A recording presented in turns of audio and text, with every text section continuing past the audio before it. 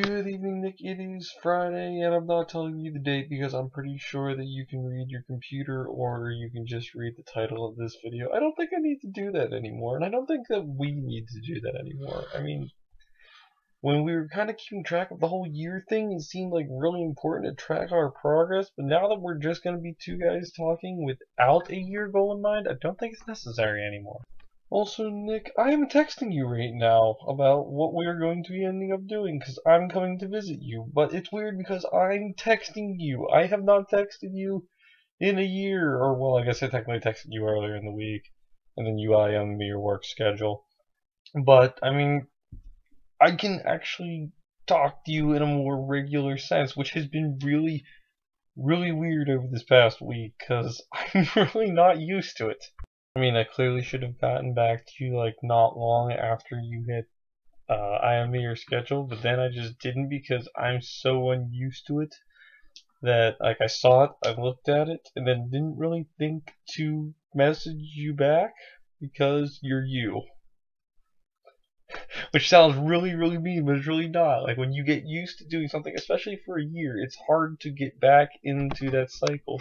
So just for clarification purposes, I think we're going to stick to pretty much the same rules. The only rule that I feel is really worth changing, though, is the textual communication part, because I like being able to text you again, but I still feel like we should get punishments if we upload things late. We should stick to our regular schedule. I mean, it's working so far, and I think that it'll be too easy to kind of slip out of doing these if we, like, get rid of punishments. Although if we mutually agree to maybe get rid of the whole vlog thing eventually, then yeah, we can get rid of punishments. But I think for now we should stick with it, just because I want to see you do something silly when you screw up, or maybe you want to see me do something silly when I screw up. I'm not really sure yet. It's probably going to be me screwing up because, let's face it, I do get punished more.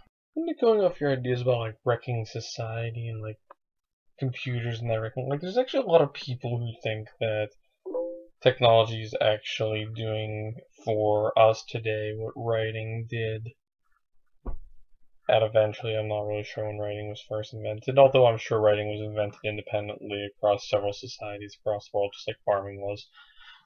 And it also changed how people functioned, and so we're in the middle of like one of those weirdo revolutions. It's like wrecking stuff. And while I like to wreck stuff as much as other people, I mean, it's a little weird, but hey, I say bring on the wrecking, but I wonder what the future will look like.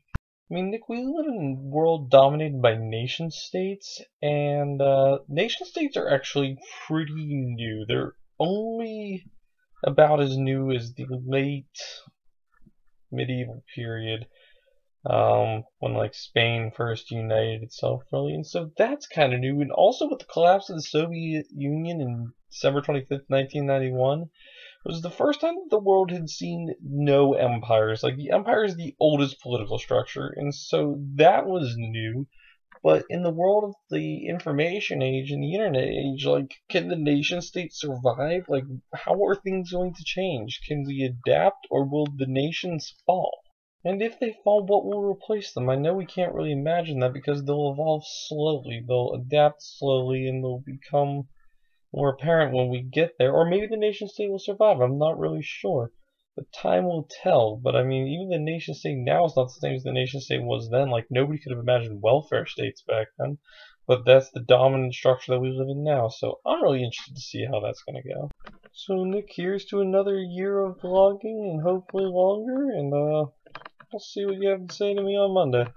Take it easy.